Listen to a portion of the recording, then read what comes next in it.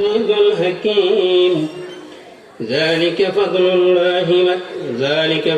الله يؤتيه من يشاء والله ذو فضل عظيم مثل الذين حملوا التوراة ثم لم يحملوها كمثل الحمار يحمل أسفارا بئس مثل القوم الذين كذبوا بآيات الله والله لا يهدي القوم الظالمين قال رسول الله صلى الله عليه وسلم آياته علم الأولين والآخرين درود شريف পড়ি اللهم صل على محمد وعلى آل محمد كما صليت على إبراهيم وعلى آل إبراهيم إنك حميد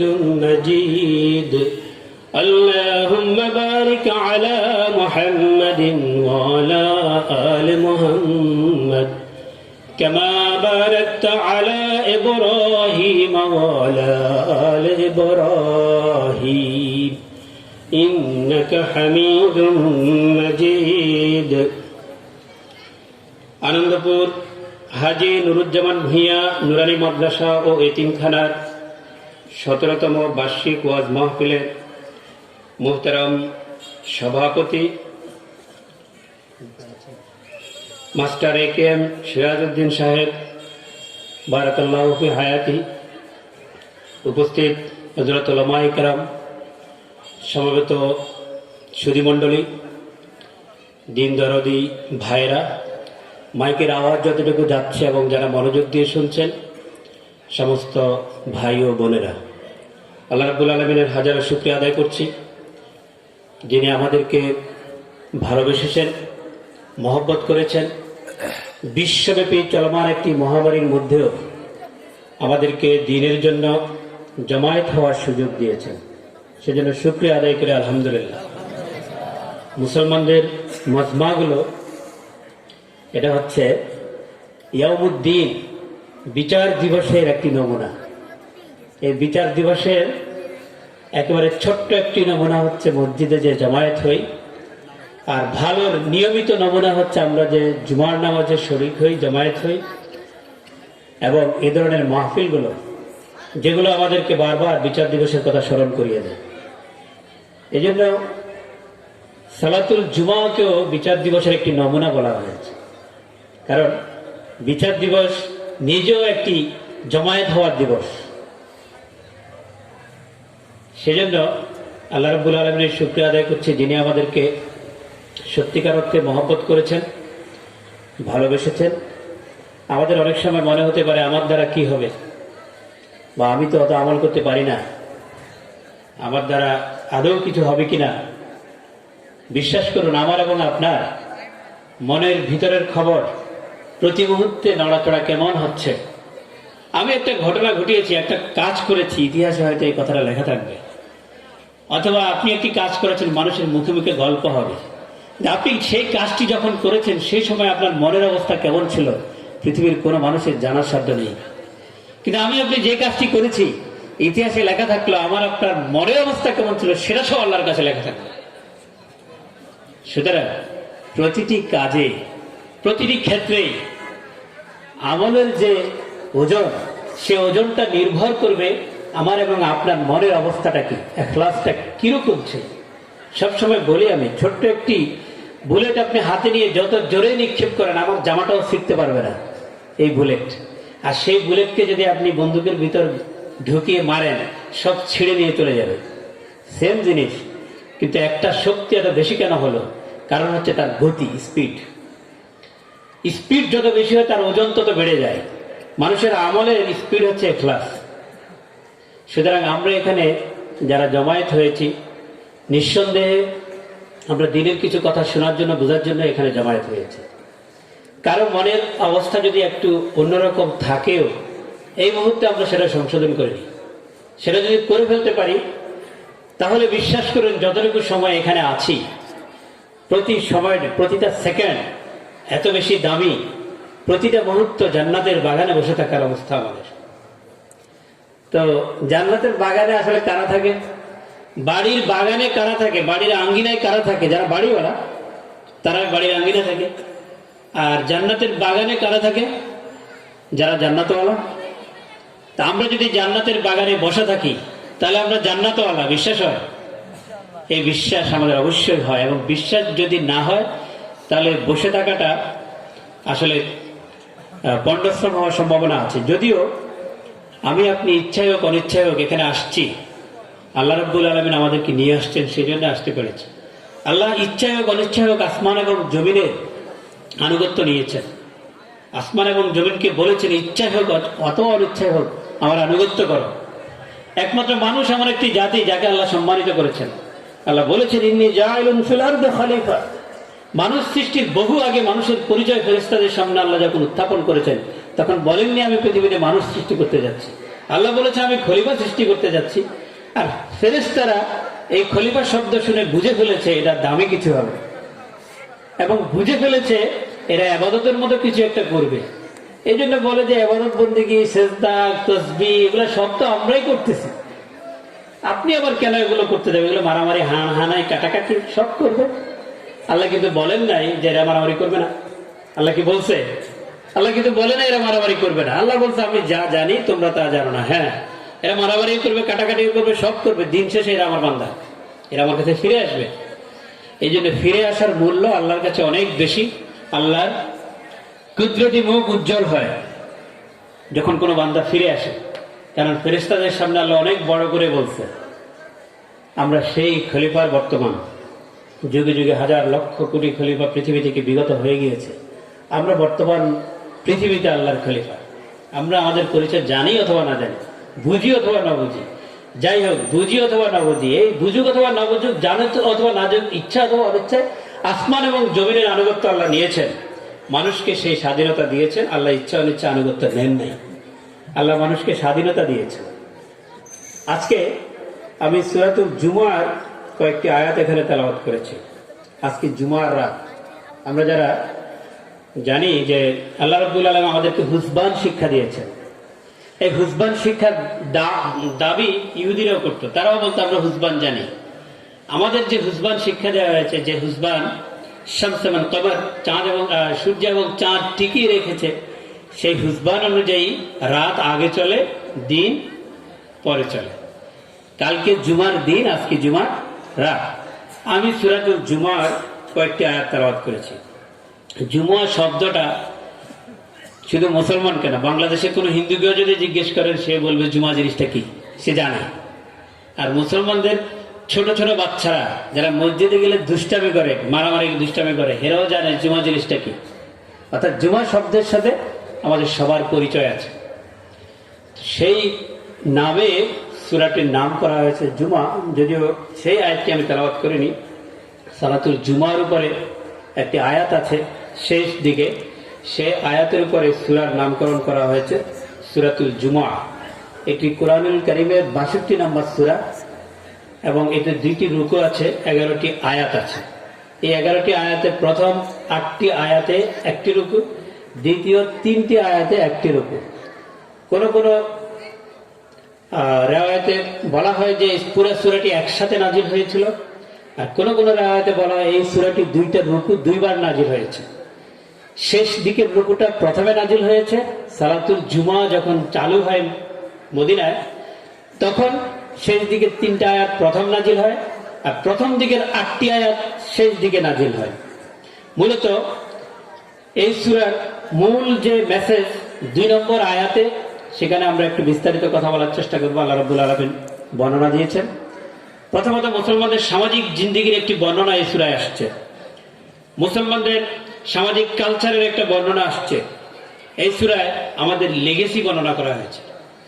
২টা মানুষ, একজন পুরুষ একজন মহিলা, রাস্তা দিয়ে হেঁটে যাচ্ছে। গ্রামের মানুষ একজনকে চিনে, পুরুষটাকে চিনে, মহিলাটাকে চিনে না, অথবা তিনি নেকাবের মধ্যে আছে। তারা জানে এই লোকটা গতকাল বিয়ে হয়েছে, কেউ ওনার দিকে তাকায় না। আবার দুইজন যাচ্ছে, জানে যে একটা লোক সে অবিবাহিত, একজন মহিলা নিয়ে হাঁটছে, একটা ঘরে ঢুকেছে। তখন মানুষের সন্দেহ হয় এটা কেন হলো। আবার আরেকজন অপরিচিত জায়গায় গেছে, হোটেলে বলা যে কাবির নামা দেখান।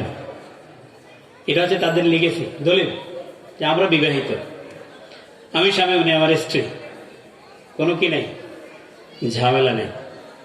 তো বিষয় হচ্ছে আমরা যে এখানে বসে আছি, আমাদের লিগেসিটা কি? আমরা মাহফিল করতেছি, আমাদের দলিল কি? কেন মাহফিল করতেছি? আমরা কথা বলতেছি, এখন কোর্ট থেকে বলা হয়েছে বলে রেফারেন্স দিয়ে কথা বলতে হবে, খুব সুবিধাজনক জিনিস। তো বিষয় হচ্ছে যে আমাদের রেফারেন্সটা কি, সে বিষয় আসলে এখানে আসছে, আজকের এই সূরাতেও আসছে। আমাদের লেগেসিটা কি? আমরা যে এখানে বসে বসে কথা বলছি, আপনারা কথা শুনছেন, এটা কি হঠাৎ করে আবিষ্কৃত কোনো জিনিস, নাকি এটার কথা আল্লাহ বলেছেন? এই বিষয়টা, সেটা দলিল আল্লাহ রাব্বুল আলামিন এখানে এই সূরাতে দিয়েছেন। তা আমরা সংক্ষিপ্তভাবে এই সূরা থেকে যতটুকু আয়াত তেলাওয়াত করেছি এই কথার উপরে, এই আয়াতগুলোর উপরে কিছু কথা বলার চেষ্টা করব। আল্লাহ রাব্বুল আলামিন প্রথম আয়াতে যে মেসেজটা দিয়েছেন, ইউসাব্বিহু লিল্লাহি মা ফিস সামাওয়াতি ওয়া মা ফিল আরদ। আল্লাহ রাব্বুল আলামিন কয়েকটি সূরা নাজিল করেছেন, যে সূরাগুলো এটাকে মুসাব্বিহাত বলা হয়। সাব্বাহা লিল্লাহি মা ফিস সামাওয়াতি ওয়া মা ফিল আরদ, ইউসাব্বিহু লিল্লাহি মা ফিস সামাওয়াতি ওয়া মা ফিল আরদ। এভাবে সাব্বাহা দিয়ে শুরু, আল্লাহর পবিত্রতা বর্ণনা দিয়ে শুরু। এই ধরনের সূরাগুলোকে মুসাব্বিহাত বলা হয়। এই সূরাতে আল্লাহ রাব্বুল আলামিন ব্যতিক্রমধর্মী কিছু কথা বলেছেন। ইউসাব্বিহু লিল্লাহি মা ফিস সামাওয়াতি ওয়া মা ফিল আরদ, আসমান এবং জমিনের মধ্যে যা কিছু আছে সবকিছু আল্লাহর পবিত্রতা ঘোষণা করে। মুফাসসিরিন কিরাম একটা কথা বলেছেন, এখানে আল্লাহ রাব্বুল আলামিন বলেছেন মা ফিস সামাওয়াতি ওয়া মা ফিল আরদ, আসমান এবং জমিনে যা কিছু আছে এর মধ্যে বেশিরভাগ জিনিস হচ্ছে তোমরা জানো না। মা মা যে আল্লাহ বুঝিয়েছেন, ও বেশিরভাগ জিনিসে তোমরা দেখো না, বেশিরভাগ জিনিসে তোমরা জানো না, সবগুলো আমার পবিত্রতা ঘোষণা করে। যদি আল্লাহ রাব্বুল আলামিন বলতেন ইউসাব্বিহু লিল্লাহি লিল্লাহিল্লাযী সামাওয়াতি ওয়া মা ফিল আরদ, যে আসমান এবং জমিনে যা কিছু আছে দৃশ্যমান, যা তোমরা দেখো সবকিছু আমার পবিত্রতা ঘোষণা করে। আল্লাহ সেটা বলেন নাই। আল্লাহ বলছে আসমান এবং জমিনের মাঝে যা কিছু আছে, দৃশ্য অদৃশ্য, সবকিছু আমার পবিত্রতা ঘোষণা করে। ইচ্ছা হোক অনিচ্ছা হোক তারা আমার আনুগত্য করে। আসমান এবং জমিনে কি আছে, গোটা দুনিয়া বহু গবেষণা হয়েছে। গবেষণা হইতে হইতে শেষ পর্যন্ত একটা সিদ্ধান্ত হচ্ছে, জমিন তো দেখতেছি পৃথিবী একটা আছে, আসমান কি আছে এটা আমরা জানি না। আসমান কি আছে আমরা জানি না, দেখা যায় না। তো প্রথম কথা হচ্ছে, বিজ্ঞান যে কথাটা বলে, এই গ্রহ নক্ষত্র, এই টোটাল কায়নাতের মধ্যে, এই জগতের মধ্যে প্রধানত 85% থেকে 95% জিনিস দেখা যায় না। কত পার্সেন্ট? 85% থেকে 95%। 95% যদি 85% বলে, এই জগতের 85% জিনিস কি দেখা যায় না। এখানে আমরা যা দেখছি এটা হচ্ছে সব মিলায় সর্বোচ্চ 15%, আর এখানে যা আছে 85% আমরা দেখছি না, 85% আমরা দেখি না। বিজ্ঞান এটার নাম দিয়েছে ডার্ক ম্যাটার। এবং ডার্ক ম্যাটার আবিষ্কারের জন্য গোটা দুনিয়াতে কম করে 6টা ল্যাবরেটরি এখন প্রতিযোগিতা লাগাচ্ছে। যারা আগে এটা আবিষ্কার করতে পারবে তারা নোবেল পুরস্কার পাবে, কিন্তু ডার্ক ম্যাটার আবিষ্কার করা সহজ নয়।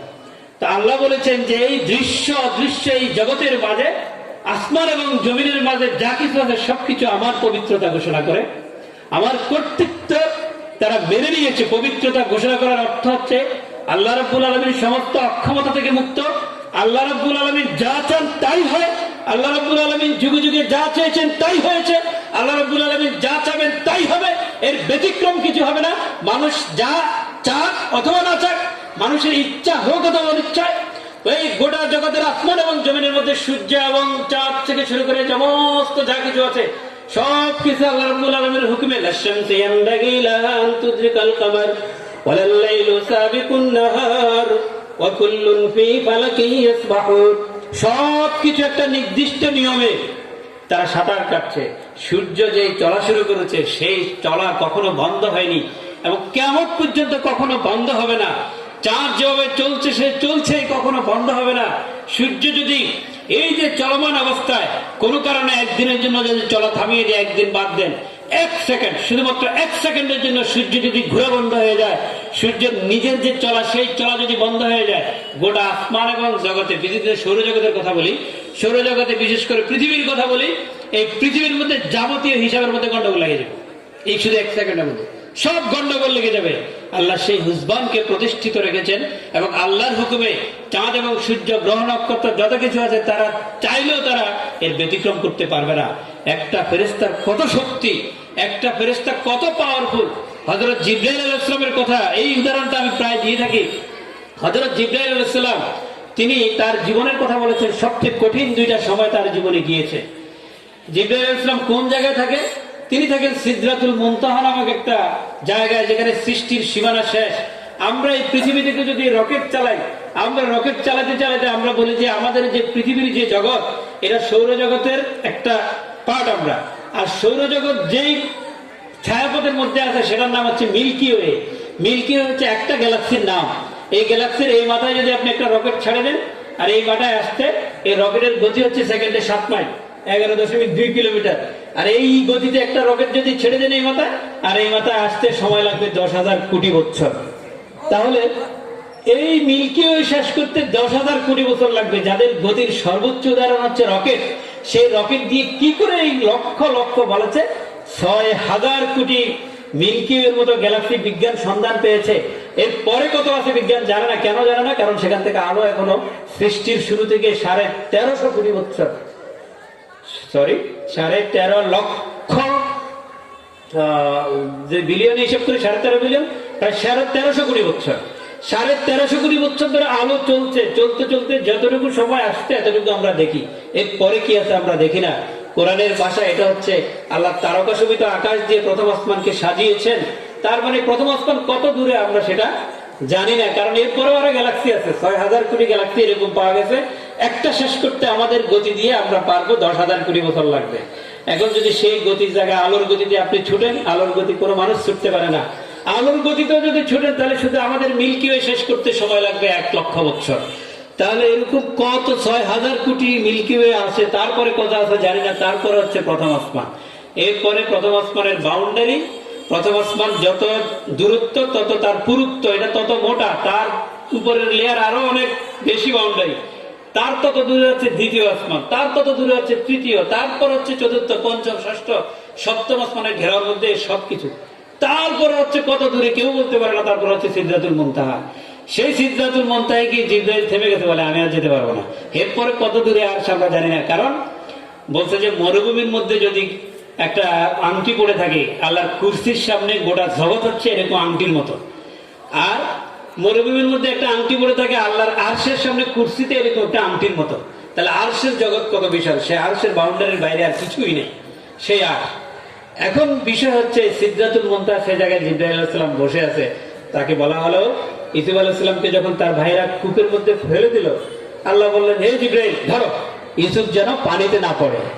ছেড়ে দিছে, আর ইউসুফ পানিতে পড়ে যাচ্ছে। জিবরাইল আলাইহিস সালাম কোথায়? ওই সিদরাতুল মুনতাহা। কত কোটি বছরের পথ সেটা কেউ জানে না। প্রথম, দ্বিতীয়, তৃতীয়, ষষ্ঠ, সপ্তম, তারপরে হচ্ছে সিদরাতুল মুনতাহা। তিনি একটা ডানা বিছিয়ে দিয়েছেন এবং তার জীবনের সবচেয়ে কঠিন সময়ের মধ্যে এটা একটা সময় ছিল যে আমি পৌঁছতে পারি কিনা। শেষ পর্যন্ত তিনি পৌঁছে গেছেন, তখন ইউসুফ আলাইহিস সালাম পৌঁছেন নাই। এই হচ্ছে একটা জিবরাইলের একটা ফেরেশতার শক্তি। এরকম 600 ডানা আছে। এই 600 ডানা একসাথে যদি হিট করে কিরকম যেতে পারবে। বলা হয় তিনি তারপর জান্নাতের এরিয়া তিনি শেষ করতে পারেন নাই। তো বিষয় হচ্ছে এরকম শক্তিশালী একটা ফেরেশতা, কিন্তু সেই ফেরেশতাকেও যদি বলা হয় তুমি একটা পাপ করো, সুযোগ দেওয়া হয়েছে, স্বাধীনতা দেওয়া হয়েছে, তারপরে তার পারবে না। কারণ তার সফটওয়্যারের মধ্যে এটা নাই, কোনো গুনাহ করার কোনো ক্যাপাসিটি নাই। তার কোনো ফেরেশতার পক্ষে গুনাহ করা সম্ভব নয়, তার ক্যাপাসিটি নাই। এই ক্যাপাসিটি মানুষকে দেওয়া হয়েছে। সে চাইলে গুনাহ করতে পারে, সে চাইলে নেকও করতে পারে। আল্লাহ বলছেন, এই আসমান এবং জগতের মধ্যে যা কথা বলছে তোমরা দেখো অথবা না দেখো, বেশিরভাগ জিনিসে দেখো না, সবকিছু আমার পবিত্রতা ঘোষণা করে।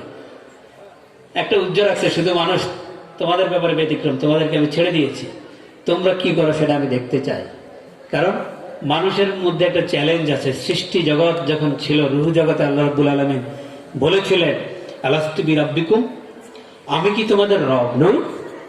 আমরা বলেছিলাম সব দেখছি, আমরা কুদরত দেখছি, জগৎ দেখছি, সবকিছু দেখছি, আপনি আমাদের বানাইছেন, সব কুদরত দেখতেছি। হ্যাঁ তাহলে বলা, হ্যাঁ আপনি তো আমাদের রব। আল্লাহ বলছেন কিছুদিনের জন্য আমি আড়াল হয়ে যাব, এই আমার কুদরত কিছুই তোমরা দেখবে না, সব গায়েব থেকে যাবে। এরপর দেখতে চাই আমরা আমাকে তোমরা কারা কারা রব মানতে পেরেছে এবং রব বানিয়েছিলে। আল্লাহ রাব্বুল আলামিন এই জগতের সবকিছুকে তার কন্ট্রোলে রেখেছেন। ইচ্ছায় হোক অনিচ্ছায় হোক তারা তার আনুগত্য করে। ইউসাব্বিহু লিল্লাহি মা ফিস সামাওয়াতি ওয়া মা ফিল আরদ। শুধু মানুষকে একটু স্বাধীনতা দিয়েছেন। আল্লাহ রাব্বুল আলামিন নিজের পরিচয় দিয়েছেন, মানুষ যাতে সেই পরিচয় উপলব্ধি করে, মানুষও যাতে আল্লাহর পবিত্রতা ঘোষণা করে, মানুষও যাতে আল্লাহর ইবাদতের মধ্যে মশগুল হয়ে যায়। সেজন্য আল্লাহ নিজের পরিচয় আমাদের জন্য ইহসান স্বরূপ নিজের পরিচয় দিয়েছেন। এই সূরার প্রথম আয়াতে আল্লাহ তার 4টা পরিচয় দিয়েছেন। আল্লাহ প্রথমে বলেছেন আল মালিক, তিনি হচ্ছেন মালিক। তিনি হচ্ছেন আল কুদ্দুস, তিনি হচ্ছেন মালিক। তিনি হচ্ছেন রাজা, রাজাদের রাজা। আমি একটা জিনিসের মালিক, আসলে মালিক না, আমি মালিক। আমি এই মোবাইলের ওনার, মালিক, অর্থাৎ এটার মালিকানা আমার আছে বটে। আমার পকেটে যদি 500টা টাকা থাকে তাহলে এটার আমি মালিক। তবে আমার পকেটে টাকা আছে, আমার জিনিস আছে, আমি যদি পকেট থেকে টাকাটা বের করে এখন আগুনের মধ্যে ধরি, এটা পুড়ে যাবে, ছিঁড়ে ফেলে এটা ছিঁড়ে যাবে। আমি বলতে পারি এটা তো আমার জিনিস, আমি ছিঁড়ে ফেলেছি, ফেলে দিয়েছি, আমার ইচ্ছা। কিন্তু আপনি যদি এটা প্রকাশ্যে করেন আর কেউ যদি অভিযোগ করে তাহলে আপনাকে অ্যারেস্ট করা হবে। কেন? আপনি এটার মালিক সেজে বসে আছেন বটে, আসলে এটা সত্যিকারের মালিক আপনি নন। এই জন্য আপনার পকেটের টাকা এটার মালিক আপনি হতে পারেন আপনি বটে, কিন্তু এটা যদি আপনি ছেড়ে ফেলেন রাষ্ট্রের এই সম্পদ নষ্ট করার অভিযোগে আপনাকে অ্যারেস্ট করা হবে। কারণ সেখানে আবার লেখা আছে এই কাগজ যে টাকা সেও আবার মালিক না, সেও টাকার প্রতিনিধি। বলা হয় চাইবে মাত্র এই বাহককে দিতে বাধ্য থাকবা। আসল জিনিস কই? এখন আসলে খুঁজে পাওয়া যায় না, সেটা অন্য আলোচনা। আসল জিনিস কই? তো বিষয় হচ্ছে আল্লাহ নিজের পরিচয় দিয়েছেন, তিনি হচ্ছেন মালিক, তিনি হচ্ছেন রাজা, সত্যিকারের রাজা। যে রাজা মানে হচ্ছে কি? যিনি হুকুমের মালিক। আল্লাহ অনেক জায়গায় তার পরিচয় দিয়েছেন, ইনিল হুকমু ইল্লা লিল্লাহ। সার্বভৌমত্বের মূল মালিকানা, মূল মালিকানা হচ্ছে আমার। ইলাহিয়তের মূল মালিকানা হচ্ছে আমার। আমি হচ্ছে সত্যিকারের মালিক। আল্লাহ কিরকম মালিক? আল্লাহ মালিকের যে কোনো রাজার জায়গায় জায়গায় বহু চিহ্ন থাকে। একটা সময় ছিল পৃথিবীতে যারা রাজত্ব দিত, তখন আমাদের বর্তমান সময়ের মতো এরকম কোনো বাউন্ডারি বা সীমানা ছিল না। এক দেশ থেকে আরেক দেশে যাইতে কোনো ভিসা লাগতো না, কোনো পাসপোর্ট লাগতো না, কোনো বাউন্ডারিতে কোনো পাহারাদার ছিল না, টপকাইয়া যাওয়া লাগতো না। একটা সময় ছিল এখানে এই রাজ্য, ওখানে ওই রাজ্য, মাঝখানে কোনো কি নেই, বাউন্ডারি নাই, এরকম ছিল। তা আপনি এখন কোনো কারণে বের হয়েছেন, যেতে যেতে একটা অচেনা জায়গায় চলে গেছেন, আপনি হয়তো সন্দেহ হতে পারে কি আমি আমাদের রাজ্যে আছি না অন্য রাজ্যে চলে আসলাম। বুঝার উপায় কি? বুঝার কিছু উপায় ছিল। বড় বড় গেট ছিল, ওই গেটের মধ্যে ওই রাজার নাম লেখা থাকতো। তারপর প্রচলিত যে মুদ্রা, মুদ্রার মধ্যে রাজার নাম খোদাই করা থাকতো। যে কয়েনগুলো ছিল, কয়েনগুলো রাজার নাম খোদাই করা থাকতো। এটার মালিক হচ্ছে এই রাজা, এই সীমানার মধ্যে অন্য কারো টাকা চলবে না, তার নামে যে মুদ্রা সেটা চলতে হবে। আর মুসলমান রাজা যদি হয়ে থাকে তাহলে আরেকটা জিনিস পার্থক্য ছিল, সেটা হচ্ছে তার নামে জুমার নামাজে খুতবা হবে। জুমার নামাজে খুতবা শুনলে বুঝতে পারতো এই জায়গায় শাসক হচ্ছে মিস্টার অমুক, এর খুতবা শুনে বোঝা যেত। একটা সময় মালিকের চিহ্ন ছিল এরকম। আপনার বড় বড় জায়গায় আপনি যদি সৌদি আরবে যান, দেখবেন যে হেরম শরীফে ঢোকার আগে বড় বড় গেট আছে, মালিক ফাহাদ গেট, মালিক আব্দুল আজিজ গেট, এইভাবে বিভিন্ন গেটের নাম দেওয়া আছে। যে তাদের নিদর্শনগুলো তারা ফুটিয়ে রেখেছে। রাজার কাজ হচ্ছে তার চতুর্দিকে তার নিদর্শনগুলো, তার চিহ্নগুলো এমন ভাবে ফুটিয়ে রাখে, এগুলো দেখে যাতে মানুষ আনুগত্য করতে বাধ্য হয়। মানুষ ভয়ে তার আনুগত্য করে। মানুষ কিসে তার আনুগত্য করে? ভয়ে তার আনুগত্য করে। যদি কোনো কারণে এই আনুগত্যের খেলাফ কোনো কথা বলে ফেলে, ভুলে এই রাজ্যে ঢুকেছে অথচ এই রাজ্যের রাজার বিরুদ্ধে এমন কোনো কথা বলে ফেলেছে, তখন তাকে সাথে সাথে দিয়ে নিয়ে শাস্তি দেওয়া হতো। এবং আগের দিনের শাস্তিগুলো তো জানেন, কোনো বিচার ফায়সালার সাথে সাথে অ্যাকশন, সাথে সাথে তার গর্দান উড়িয়ে দিত। আল্লাহ রাব্বুল আলামিন নিজের পরিচয় দিয়েছেন, তিনি হচ্ছেন মালিক, তিনি হচ্ছেন রাজা, রাজাদের রাজা। দুনিয়ার যে রাজার হিসাব আমরা করি সেরকম কোন রাজা নন, তিনি হচ্ছেন সত্যিকারের রাজা। গোটা দুনিয়ার সব মানুষ একসাথে যদি বলে যে এই লোকটা এখন মরতে পারবে না, মারা যাচ্ছে, মরতে পারবে না, গোটা দুনিয়ার সব মানুষ একসাথে যদি বলে যে এই লোকটা মরতে পারবে না, আর আল্লাহ যদি বলে যে সিদ্ধান্ত তো দিয়ে রেখেছি, সাথে সাথে সে মৃত্যুবরণ করবে। গোটা দুনিয়ার সব মানুষ যদি একসাথে চেষ্টা করে ওই লোকটাকে বাঁচায় রাখতে পারবে?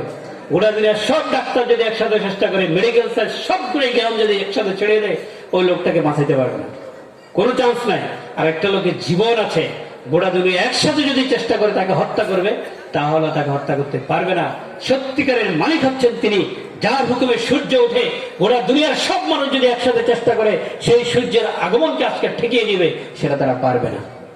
একটা জিনিস চেষ্টা করতেছে, সেটা হচ্ছে দাজ্জাল যখন আসবে তখন সে পৃথিবীকে তার অধীনস্থ জায়গা ছাড়া অন্য জায়গাগুলোকে সে ঢেকে রাখার চেষ্টা করবে, একটা বছর যাতে মানুষ সূর্য না পায়। আজকে এখন কানাডার বিশেষজ্ঞ দল অলরেডি এটাকে তারা সান ব্লকিং বলে, সূর্যকে ঢেকে রাখার পদ্ধতি। ছোট ছোট গ্রাম, ছোট ছোট শহরকে এখনই ঢেকে রাখতে পারে তারা, সেই টেকনোলজি অলরেডি বানিয়ে ফেলেছে। একটা দেশকে ঢেকে রাখা যায় কিনা টানা 1 বছরের জন্য, সেটা এখনো পারে নাই। সেটা পারতে পারতে একসময় দাজ্জাল আসলে সেটা আসবে, সেটা পারবে, সেটা পরের বিষয়। কিন্তু তাও কি, দাজ্জালকে বলা হয়েছে অনেক ক্ষমতা দিবে, তার ইচ্ছায় বৃষ্টি হবে, তার ইচ্ছায় সূর্য ডুবে যাবে। আসলে সত্যিকারের সূর্য ডুববে না, সত্যিকারের বৃষ্টিও হবে না। সে যেটা করবে সবই হচ্ছে আর্টিফিশিয়াল, সবই কৃত্রিম। সে যে একটা দিনকে 1 বছরের সময় লম্বা করে ফেলবে, সেটাও কৃত্রিম হবে, সেটাও কৃত্রিম, সূর্যকে ব্লক করে দেবে। কিন্তু সত্যিকারের সূর্য যে উদয় এবং অস্ত, এটাতে কোনো মানুষের হাত নাই। গোটা দুনিয়ার সব মানুষ একসাথে চেষ্টা করলেও, সব দুনিয়ার সব একসাথে মেশিন যদি গিয়ে সূর্যতে ফিট করে দেয়, অথবা পৃথিবীর গায়ে দুনিয়ার শক্তিশালী গতিশীল মেশিন একসাথে ফিট করে দিয়ে পৃথিবীর গতিকে চেঞ্জ করে দিবে। সব কিছু আছে মানুষের, প্রযুক্তি অনেক কিছু আছে, কিন্তু পৃথিবীর গতিপথ পরিবর্তন করতে পারবে না।